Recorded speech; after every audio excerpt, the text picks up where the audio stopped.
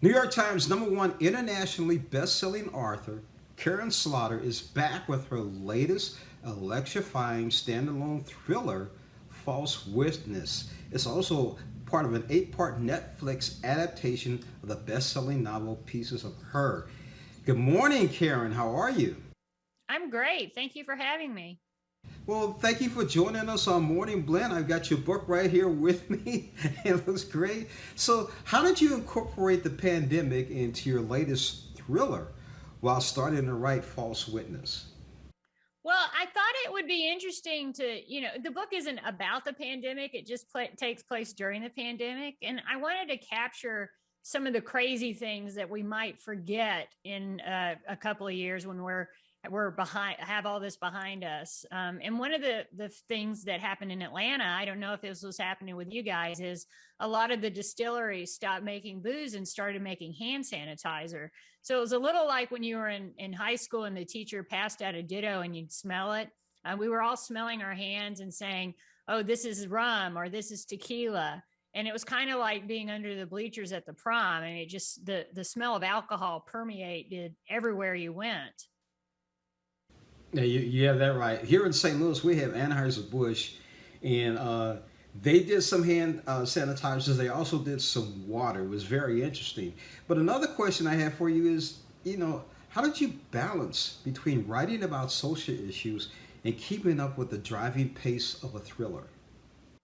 Well, that's very important. And the pace of the thriller is the number one thing that matters in a book like this.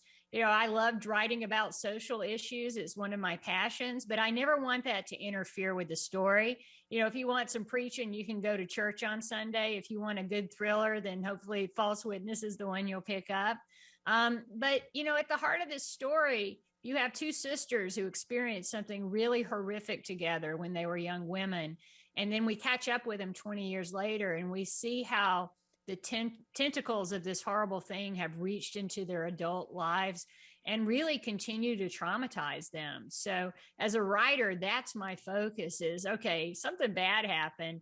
And what did that leave behind? And how can I make these two characters have to deal with it again? Karen, what's the importance of having an honest dialogue about hot button issues?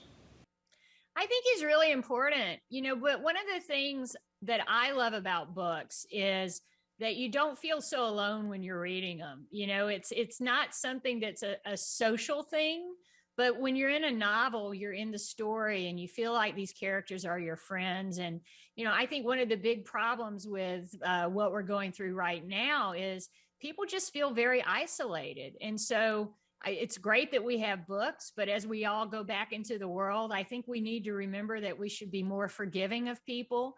There's a tendency when you're isolated to kind of look at things in very black and white ways, but we all make mistakes. So I think going into this post-pandemic world, which is hopefully where we're heading into, that we learn more forgiveness toward each other.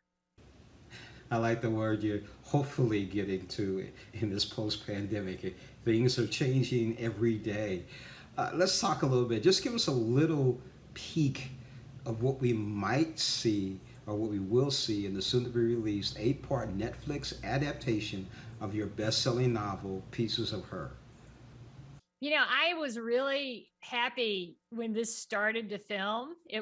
First they did it in Australia. It has Toni Collette. She's Australian, so that's her home country.